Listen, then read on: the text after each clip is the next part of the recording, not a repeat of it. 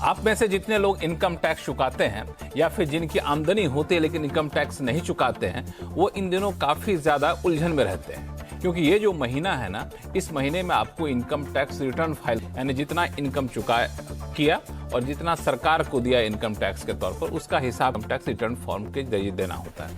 और ये महीने भर का आपको इस समय सीमा है जिसके तहत आप दे सकते हैं। तो बहुत सारी उलझन होती है। तो आज टैक्स गुरु में ऐसी हर उलझन कोशिश करेंगे और इसीलिए हम लेकर आए हैं आपका पसंदीदा शो टैक्स गुरु के दायरे में रहकर टैक्स तरीके भी आपको बताते हैं। नमस्कार, मैं हूं लक्ष्मण राय और आज हमारे साथ होंगी जाने मानी टैक्स एक्सपर्ट गौरी चड्ढा हमारे साथ स्टूडियो में, और हम दोनों मिल करके आपको बहुत सारी बारीकियां समझाने वाले हैं। मिसाल के तौर पर अगर आप कंटेंट क्रिएटर हैं, इन्फ्लुएंसर हैं, बहुत सारे लोग हैं, काफ़ी अच्छी खासी मोटी कमाई कर रहे हैं, तो उनको भी ध्यान देना, विभाग की नज़र आप पर भी है।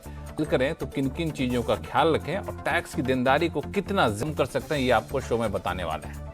एक और चीज़ कि बहुत सारे लोग डोनेशन का रास्ता अपनाते हैं टैक्स बचाने के लिए, या फिर कई बार समाज सेवा के तौर पर डोनेशन दे रहे होते हैं, चाहे पॉलिटिकल पार्टी हो, इंडिविजुअल हो। तो ये जो डोनेशन देते हैं ना, सेक्शन 8 देना होता है, तो उसके तहत इनकम टैक्स छूट मिलती है। लेकिन अब इतना आसान नहीं है, क्योंकि इनकम टैक्स रिटर्न में आपको नई वो जानकारी क्या होगी वो भी आपको बताएंगे। और एक और चीज़, इस टाइप की इनकम दोनों में काफ़ी बड़ा अंतर है इनकम टैक्स डिपार्टमेंट के नज़रिए से। दोनों तो आपको पॉकेट में पैक्साई डालता है, लेकिन अंतर दोनों का टैक्स अलग होती है, ये भी आपको शो में बताएंगे। तो काफ़ी महत्वपूर्ण शो है आज का, देखना जारी रखिए। और सबसे पहले उन लोगों के लिए, या फिर आप में से उन लोगों के लिए जो डिजिटल दौर में इन्फ्लुएंसर हैं, कंटेंट क्रिएटर हैं, उनके लिए। तो उन लोग को जो कंटेंट क्रिएट करते हैं, इन्फ्लुएंसर होते हैं, उनको अच्छी खासी कमाई भी होती है, और वो कमाई जाहिर तौर पर होती है, लेकिन इनकम टैक्स तो चुकाना ही चुकाना होगा। अब चुकाए कि नहीं चुकाए आप देख लीजिए, लेकिन रिटर्न फाइल करना भी एक उसकी प्रक्रिया का अहम हिस्सा है। तो आपको किन किन बातों का ख्याल रखना चाहिए, क्या करना चाहिए उनको? देखिए लक्ष्मण, सबसे पहले तो जो ऐसे लोग बहुत ज्यादा मशगूल रहते हैं, बिल्कुल, और जिम्मेदारी भूल जाते हैं। आजकल इनका जो स्पेशली जेनजीज हैं, वो तो कर ही सिर्फ कंटेंट क्रिएशन रही है। हर तरह से कुछ ना कुछ, कहीं जॉब भी कर रहे हैं तो साथ साथ सोशल मीडिया से उनकी कमाई हो। ज्यादातर लोग आजकल सोशल मीडिया से पैसा, और जो अपनी रिटर्न है उसमें शायद ठीक तरीके से नहीं दिखा पा रहे, क्योंकि मैं कुछ लोगों का इंटरव्यू देख रही थी जिन्होंने बताया कि उनके बहुत सारी इनकम तो हो रही है इन्फ्लुएंसर के तौर पर, लेकिन उसको ढंग से दिखा नहीं पा रहे। उनको ये नहीं समझ आ रहा कि वो अपनी इनकम कैसे रिपोर्ट करें, कहाँ रिपोर्ट करें। तो सबसे पहली कंफ्यूजन तो ये है कि आपको कौन से सेक्शन में रिटर्न भरनी है। एक जो स्टैंडर्ड तरीका होता है वो होता है कि आप अपना एक प्रॉफिट एंड लॉस अकाउंट और बैलेंस में और कॉस्ट भी। तो ज्यादातर इन्फ्लुएंसर्स जो ADA उसके अंदर अपनी रिटर्न भरना प्रेफर करते हैं, जिसको हम प्रिजम्पटिव का सेक्शन बोलते हैं। लोगों के लिए सेक्शन 44 AD होता है, जिसकी लिमिट 2 करोड़ के नीचे अगर आपका टर्नओवर है, या 3 करोड़ के नीचे टर्नओवर है, और आपका 5 ज्यादा कैश रिसीट या एक्सपेंस नहीं है, तो आप इस सेक्शन में भर सकते हैं। 44 AD ये बिजनेस वालों जो है 44 A वो फिर सकते हैं, और उनको फिर का प्रॉफिट दिखाना होता है। और जो 75 तक की रिसीट अगर लेते हैं, 75 लाख, तो उस % से ज्यादा का खर्चा या इनकम कैश में नहीं है, वो अवेल कर सकते हैं। एक से बीच में रोकूंगा आपको। दरअसल आप इन्फ्लुएंसर हैं या फिर कंटेंट क्रिएटर है, तो 2 कैटेगरी में आ सकते हैं। या इस कैटेगरी में आएंगे, या तो आप प्रोफेशन की कैटेगरी में आएंगे। बिजनेस की कैटेगरी में आएंगे तो आप अलग सेक्शन के तहत जाने जाएंगे, प्रोफेशन तो अलग सेक्शन के तहत जाने जाएंगे। वो इस बात पर निर्भर करता है कि आपका टर्नओवर क्या है। नहीं, ये टर्नओवर तो बिजनेस और प्रोफेशन के लिए अलग मैंने बताया। अब कैटेगरी आपकी बात पे लोगों को कंफ्यूजन है। उसको क्योंकि इनकम टैक्स एक्ट आपको क्लैरिटी नहीं देता कि इन्फ्लुएंसर्स और इसमें से दोनों में से कौन सा सेक्शन अवेल कर सकते हैं। और कंफ्यूजन कब बढ़ी, जब इस साल जब फॉर्म आए, ITR यूटिलिटी आई, तो उसमें इन्फ्लुएंसर्स और कंटेंट क्रिएटर्स के लिए एक अलग से बिजनेस कोड दिखा, और उससे लोगों को लगा कि हम ये में क्वालिफाई करते हैं। हालांकि मेरा मानना ये है, क्योंकि अभी तक एक्ट में जो 44 AD के प्रोफेशनल्स हैं, उनमें सिर्फ कुछ गिने चुने लोग हैं, जैसे chartered accountants, doctors, engineers, architects, तो उसमें कंटेंट क्रिएटर्स का नाम अभी तक ऐड नहीं किया गया है। तो मुझे लगता है कि एक तो इस पर क्लैरिटी की ज़रूरत है डिपार्टमेंट की ओर से कि हम कंटेंट क्रिएटर्स को इसमें नहीं, और अगर नहीं तो उनको 44 AD सूट करता है। तो 44 AD में अगर आप जाते हैं तो भी आपको अपनी बुक्स ऑफ अकाउंट्स नहीं मेंटेन करनी है। % ऑनलाइन अगर आपकी इनका प्रॉफिट दिखाना होता है, लेकिन ये मिनिमम है। अगर आपका एक्चुअल प्रॉफिट ज़्यादा है तो आपको एक्चुअल प्रॉफिट इसमें दिखाना होगा। इसमें एक चीज़ और कि कंटेंट क्रिएटर जो जैसे स्टूडियो बना बना लिया, फिर कहीं आज कहीं फील्ड में चले गए, वहाँ पे कंटेंट क्रिएट किए, तो कई सारे खर्चे भी होते हैं, तो खर्चे डिडक्शन के तौर पे क्लेम कर सकते हैं? बिल्कुल, जितने भी खर्चे आपके बिजनेस को जनरेट करने के लिए, बिजनेस इनकम जनरेट करने सारे के सारे आप डिडक्ट कर सकते हैं। उसे कोई सीमा भी है? सीमा कुछ नहीं है। अगर आप प्रॉफिट एंड लॉस बना बैलेंस शीट बना रहे हैं और आपका लॉस भी हो रहा है, आप ऑडिट करा रहे हैं, कोई दिक्कत नहीं है, प्रोवाइडेड आपके पास सारे डॉक्यूमेंट्स हैं और आपका ऑडिट भी हो रहा है। लेकिन अगर आप प्रिजम्पटिव में जा रहे हैं, तो जैसे मैंने 6% 40 और 50% मिनिमम 44 ADA में आपको है, अगर इससे कम आपको लगता है आपका प्रॉफिट है, तो आप फिर इस सेक्शन में नहीं जा सकते, या आपका टर्नओवर जो मैंने बताया इस थ्रेशोल्ड को क्रॉस करता है तो भी खर्चे सारे बिजनेस सकते हैं। और प्रिजम्पटिव अच्छी बात क्या है कि कंप्लायंस कॉस्ट कम है, बिकॉज आपको अपने जो डॉक्यूमेंट्स हैं वो सारे संभाल के नहीं, पर अकाउंटिंग करने हैं, आपका खर्चा उसमें अपने आप से मान लिया जाएगा, ये सारा खर्चा आपका बिजनेस इनकम का है। एक सवाल और कि इनको इनकम टैक्स रिटर्न का कौन सा फॉर्म भरना चाहिए?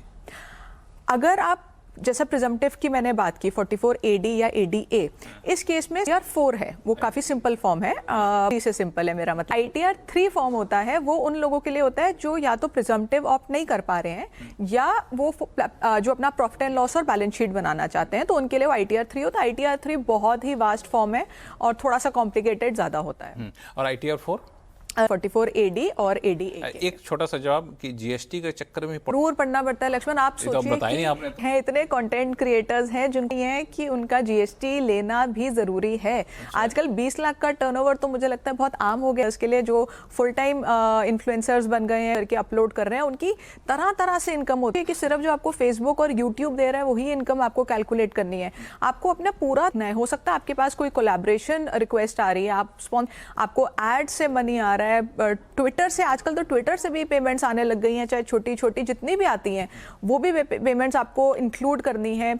आपकी जितनी आपकी कोई कमीशन है, आप रिव्यू दी है, आपको कोई कमीशन दी है, वो सब आपको रिपोर्ट करनी है और वो टोटल आपको देखना है। अगर आपका 20 लाख से ऊपर हो गया टर्नओवर या होने वाला है, करते हैं कि इस नंबर लेना जरूरी है और फिर आपको देखना है हम आपकी एक्सपोर्ट में क्वालिफाई करती है, कौन सी डोमेस्टिक में करती है, और उसको अकॉर्डिंगली आपको। जल्दी से एक सवाल कि बहुत सारे लोग कहीं जॉब कर रहे हैं, कंपनी के पेयर की पॉलिसी वहां पे अलाउ करती है कि आप अपना कंटेंट क्रिएट करके डाल सकते हैं, उससे आमदनी होती है तो उसको कैसे दिखाएं? इसमें अगर आप एग्रीमेंट आप कर सकते हैं, कोई प्रॉब्लम नहीं है। सपोज करिए एक तरह आपको सैलरी आ रही है, आप उस सैलरी को under the head salary report करेंगे, इसी के साथ साथ जो आपकी बिजनेस इनकम हो रही है एग्री में आ जाएगी। तो ITR 4 की जैसे हमने बात की, ITR 4 में आप दोनों दिखा सकते हैं, आप सैलरी से इनकम भी दिखा सकते हैं, आप अपनी ये बिजनेस इनकम जो प्रिजम्पटिव में दिखा रहे हैं वो भी दिखा सकते हैं, और ITR 3 में भी अगर आप सैलरी से दिखा रहे हैं और बिजनेस, दोनों दिखा सकते हैं। चलिए, अगर आप कंटेंट क्रिएटर हैं, सोशल मीडिया इन्फ्लुएंसर हैं, तो इनकम टैक्स चुकाना मत भूलिएगा, इनकम टैक्स मत भूलिएगा। और जैसा कि गौरी ने कहा कि जीएसटी भी आपके लिए काफी ज्यादा है। तो इस बीच कई साथ हमारे पास आ चुके हैं, दिल्ली चलते हैं। दिल्ली से गौरव वर्मा साहब हमारे साथ फोन लाइन पर जुड़ चुके हैं। गौरव साहब नमस्कार। लक्ष्मण जी। जी नमस्कार। बताया जाए। हाँ जी, तो मेरा प्रश्न, ने एक प्रॉपर्टी खरीदी थी मई 2023 में और इसको फंड रिडीम किए थे 23 में ही, और इसका बेसिकली हमारा कैपिटल गेन बना था, जिसमें short term and long term section 54 के तहत लीज मिलना था, उसके बारे में मुझको और मेरे परिवार वालों को जानकारी, जिसकी वजह से हम इसको यूटिलाइज। तो मैं जानना चाहता हूँ कि बहुत बड़ा अमाउंट है जो कि करा पाए टैक्स। नहीं, वो गौरी जी हैं, बिल्कुल आपको सही रास्ता बताएंगे। गौरी, क्या मामला है? लक्ष्मण, अनफॉर्चुनेटली मुझे लगता नहीं है कि इसका कोई सोल्यूशन है। उसका रीज़न ये है कि 2023 की इन्होंने बात की, उस टाइम पे रिटर्न रिवाइज करने की जो डेट थी उससे पहले अगर रिवाइज कर देते तो शायद क्लेम कर पाते। अब ये समय इतना आगे, हम 2006 हैं, आपके पास रिवाइज करने का ऑप्शन नहीं है। अपडेटेड रिटर्न में आप कोई एडिशनल क्लेम नहीं कर सकते, यानी कि अपनी इनकम को कम नहीं कर सकते, वो वाला ऑप्शन आप, और किसी तरह से में भी नहीं जा सकते, क्योंकि वो भी आपने किया, that was because of ignorance of law. और इग्नोरेंस, आप रेक्टिफिकेशन फाइल करते हैं, आप ग्रीवियंस रेज करते हैं, या आप असेसिंग ऑफिसर से मिलते हैं और आपके पास कोई ऐसा कारण ही नहीं है। अगर कोई जेन्युइन कारण भी है तो भी ऐसे केसेस में बहुत मुश्किल है रिलीफ लेना।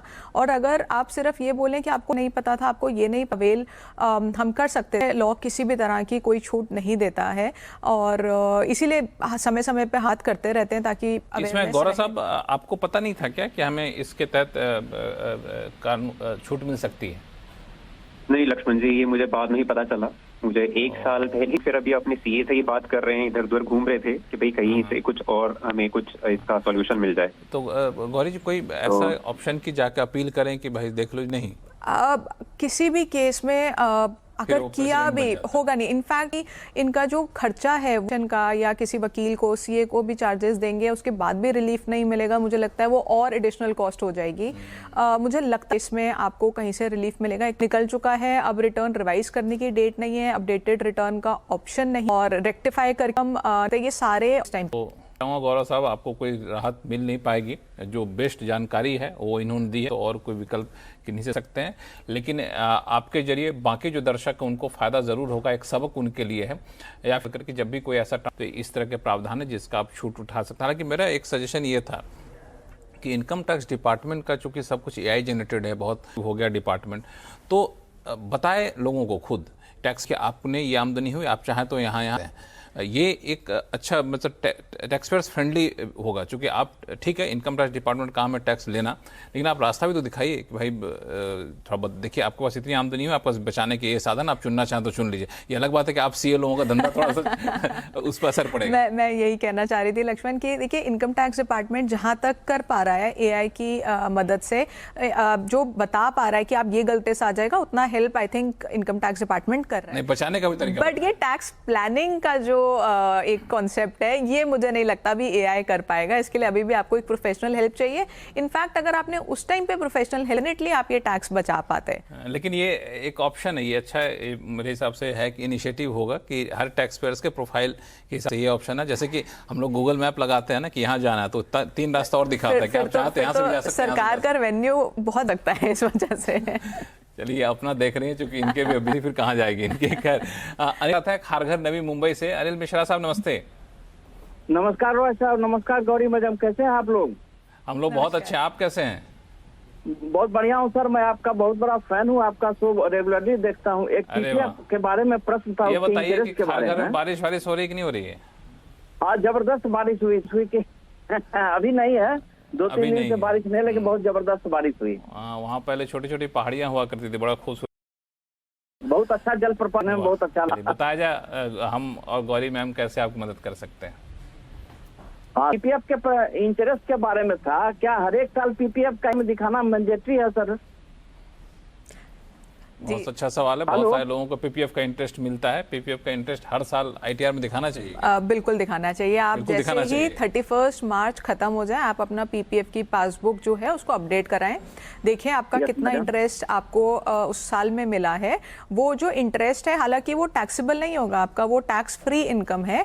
आप उसको एग्जेम्प्ट कैटेगरी में, जरूर के लिए तो अलग से कैटेगरी है जहाँ पे आप उसको एग्जेम्प्ट दिखा सकते हैं। इसी के साथ साथ इस साल एक नया कॉलम ऐड हुआ है। हमने इस बारे में डिस्कशन की कि जो फैमिली से गिफ्ट्स आती हैं या कुछ ऐसी गिफ्ट्स टैक्स एग्जेम्प्ट होती हैं, और इसको हम कैपिटल रिसीट मानते हैं, उसको हम एग्जेम्प्ट में नहीं दिखा, वो सरकार ने ऐड कर दिया है कि आप वो भी दिखाइए। तो इनकम टैक्स डिपार्टमेंट आपके पास जितनी सोर्सेज से भी इनकम आई है, चाहे वो टैक्सेबल है, नॉन टैक्सेबल है, क्या आप वो सब कुछ दिखाइए। और ये आप ही के लिए अच्छा है, क्योंकि कल को आप कोई भी परचेज खरीदेंगे तो आपकी इनकम जो आपने रिपोर्ट की है, चाहे वो एग्जेम्प्ट है, वो जस्टिफाई करेगी कि आप ये खर्चा कर सकते हैं और आपने इतनी इनकम डिस्क्लोज की है। तो हर साल आप अपना एग्जेम्प्ट करिए। जिस साल आपका पीपीएफ का विड्रॉल होगा तो आपको पूरा अलग से नई रिपोर्ट साल का आप सेपरेटली, बहुत बड़ा अमाउंट आपकी रिपोर्टिंग में नहीं जाएगा। और हालांकि ये सारा जो अमाउंट है ये एग्जेम्प्ट ही है। अनिल जी, कोई कंफ्यूजन? थैंक यू, मुझे पूछना था हर साल दिखाना है या क्या दिखाना है? आप सवाल पूछे तो सिर्फ आपकी समस्या नहीं सुलझी, बाकी दर्शक की भी समस्या सुलझेगी आपके सवाल के जरिए। और ऐसे ही करिए, और कोई उलझन हो तो हमने संपर्क करिए, बेहतरीन तरीके से आपको बताया जाएगा। इस बीच हमारे साथ विष्णु मिश्रा साहब। मिश्रा साहब नमस्कार। नमस्कार सर, आपको भी नमस्कार। मेरी क्वेरी ये है कि जो एम्प्लॉइज होते, आवाज आ रही है, बताएं, होते हैं तो अपने सर्विस के दौरान credit and thrift societies employees की होती है, उसमें कंट्रीब्यूट करते हैं।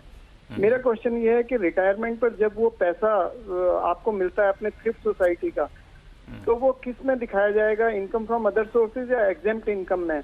बिकॉज मैं एग्जेम्प्ट इनकम में दिखा रहा था तो ड्रॉप डाउन मेनू में उसका कोई कॉलम नहीं है। अब बहुत लोग खुद ही ITR फाइल कर रहे हैं, देख रहे हैं मिश्रा साहब खुद ही फाइल कर रहे हैं। नहीं, जो सिंपल ITRs हैं वो खुद ही करनी चाहिए क्योंकि काफ़ी अच्छे से पोर्टल को डिज़ाइन किया गया है। तो आपका ये जो इंटरेस्ट इनकम है ये एग्जेम्पशन इसको नहीं दी गई है। ये कुछ सेविंग्स का इंटरेस्ट आ रहा है या ऐसा कोई भी आपका इंटरेस्ट ये और आपका इनकम फ्रॉम अदर सोर्सेज में रिपोर्ट होगा। जो आप जब इसको रिडीम करेंगे इस पैसे को होंगी जो हमने डाला था आपकी कॉन्ट्रीब्यूशन थी और एक जो उसके ऊपर आपको इंटरेस्ट मिला। तो जो आपकी कॉन्ट्रीब्यूशन आपको कहीं भी नहीं दिखानी है क्योंकि वो आपने डाली थी और आपने उसको निकाल लिया, वो एक प्रिंसिपल अमाउंट है।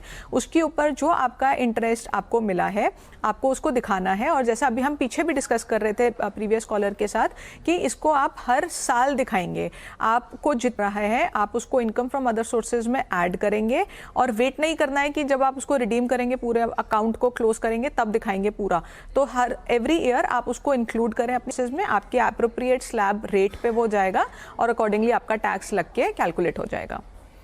कंफ्यूजन क्लियर है मिश्रा साहब? मैम सॉरी टू इंटरप्ट, मेरे को ये पूछना था एक्चुअली जनरली क्या होता है, आई मीन ज्यादातर एम्प्लॉइज क्या करते हैं हर साल उसका इंटरेस्ट ना तो वो थ्रिफ्ट सोसाइटी आपको बताती है तो इट कीप ऑन एक्यूमुलेटिंग और रिटायरमेंट पे इकट्ठा पैसा मिलता है your principal as well as your.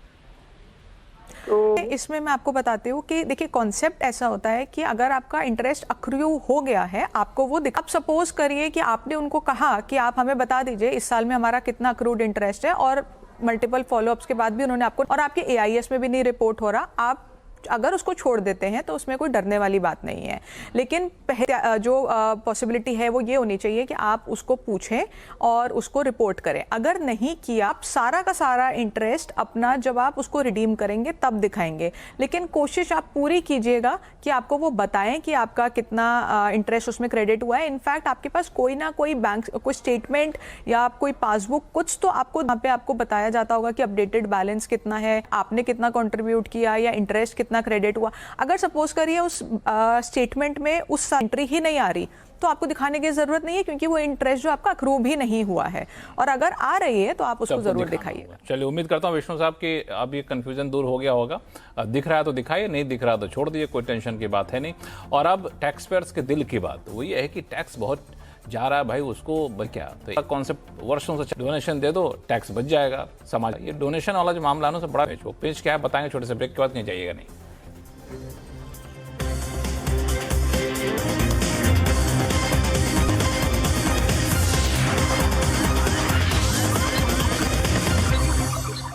के बाद एक बार फिर हम लोग चर्चा से बचाया जाए, रिटर्न कैसे फाइल किया जाए। और हमारे साथ चर्चा जाने माने टैक्स एक्सपर्ट गौरी चड्डा। टैक्स बचाने के लिए मैं जब से टैक्स को सुनने का नाम सुना, सेक्शन दे दो, सेक्शन 8 आया मुझे जी में पहुंचा गया। बिल्कुल लक्ष्मण, जब बाकी टैक्स बचाना है तो डोनेशन दे, हमें समझ आता है कि ये थॉट कितनी गलत है। और इसी को जो है इनकम टैक्स डिपार्टमेंट कह रहा है कि बचाने के लिए डोनेशन ना दीजिए, आप अगर डोनेशन देना चाहते हैं जेन्युइनली तभी दीजिए, वरना जी सेक्शन को टैक्स इवेजन के लिए यूज करते थे। आपने बैंकिंग चैनल से पेमेंट की या नहीं की, आपने रिसीट ले ली, फेक रिसीट लेशन पे एग्जेम्पशन क्लेम कर ली, डिडक्शन क्लेम। इसको रोक लगाने के लिए हम देख रहे हैं कुछ ना कुछ नया एक जो है डिस्क्लोजर आपसे मांगा जा रहा है। और इस बार जो डिस्क्लोजर रिटर्न में निकल के आया है वो है ट्रांजैक्शन का, यानी कि आपने UPI किया, RTGS किया, IMPS किया, आप उसका रेफरेंस नंबर साथ में लिखिए। इसी के साथ साथ आपसे बाकी रिसीट्स आपके पास, और ये भी आपको देखना है कि जिसको डोनेशन दिया है वो 80G में क्वालिफाई करता है कि नहीं, वो एलिजिबल है कि नहीं।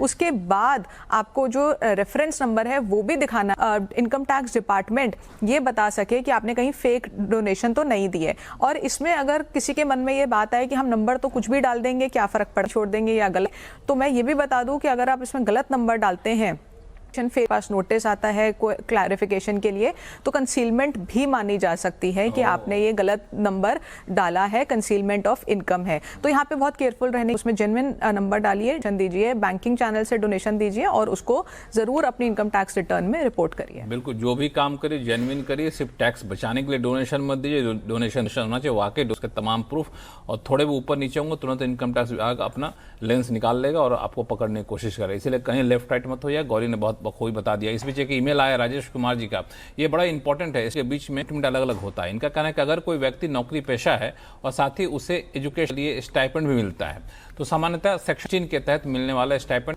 टैक्स लगता है, लेकिन इस मामले में स्टाइपेंड के लिए फॉर्म 16 जारी किया है। कर विभाग के एटीएस और टीआईएस में भी ये रूप में दिखाई दे रहा है। क्या इस इनकम के में शामिल करके टैक्स देना होगा या फिर इसमें कोई टैक्स देने का मामला नहीं बनता है? देखिए चीज़ें होती हैं। पहला एक स्टाइपेंड जो मिलता है एजुकेशन के लिए, जैसे आपने मेंशन के लिए मिला है, ये जो स्टाइपेंड होता है ये एग्जैक्ट। लेकिन अगर आपको कोई स्टाइपेंड मिला है काम करने के लिए, यानी कि आप कोई ट्रेनिंग ले रहे हैं, आप कहीं आर्टिकलशिप कर रहे हैं, तो आपको वो वाला जो स्टाइपेंड होता है जो आपके काम के थ्रू आपको मिलता है वो आपका टैक्सेबल कैटेगरी में फॉल करता है। अब जैसे आपने कहा कि एआईएस में रिपोर्ट हो रहा है, एआईएस में रिपोर्ट होने से कोई दिक्कत नहीं है। इससे मतलब ये नहीं हो जाता कि वो क्योंकि एआईएस में आ गया तो वो टैक्सेबल हो गया। लेकिन फॉर्म 16 दिखाया है तो कहीं ना कहीं मुझे लगता है वो जो स्टाइपेंड आपको आप समझ रहे हैं एजुकेशनल पर्पस के लिए, वो शायद आपको आपके क्योंकि आपके एम्प्लॉयर ने वर्क टेन्योर में दिया है, तो आप अपने करें कि ये किस पर ये एजुकेशन पर्पस का है, एग्जेम्प्ट है, आप अपना फॉर्म 16 अभी भी चाहिए, आपके पास समय है। तो ये एक पहले अपने एम्प्लॉयर से पूछ लीजिए, क्लैरिफिकेशन ले लीजिए कि आप एजुकेशनल पर्पज से दिए या फिर हमारे अपने परफॉर्मेंस को इम्प्रूव करने के लिए अपने, और फिर उस कैटेगरी में डाला जाएगा, तब जाकर के आप बच सकते हैं। अगर एजुकेशनल पर्पज से प्योर तो फिर इसमें टैक्स नहीं लगेगा, लेकिन आप अपना फॉर्म 16 फिर उसको अमेंड करो। क्लैरिटी बहुत जरूरी है। हाँ, ये क्लैरिटी बहुत जरूरी है। तो ये काफी कई सारे लोगों के लिए उलझन दूर करने वाली बात है। गौरी, बहुत बहुत धन्यवाद सभी सवालों का जवाब देने के लिए। आपके पास कोई भी सवाल हो, इनकम टैक्स से जुड़ा हुआ हो, जीएसटी के सवाल भेजिए है तो वो भी भेज सकते हैं, उसको भी हम लोग सवाल, ईमेल आईडी है tax@moneycontrol.com। सवाल भेजते हैं तो अपना नाम और 1-2 मोबाइल नंबर लिख दिया करिए ताकि एक न लगे दूसरे पर संपर्क कर सके, और ऐसे सीधा टैक्स एक्सपर्ट से आपकी बात कराऊंगा, आपके तक दूर करूंगा जब तक उलझन है। तो टैक्स रूल में फिलहाल इतना ही। देखते रहिए सिंबी से आवाज। नमस्कार।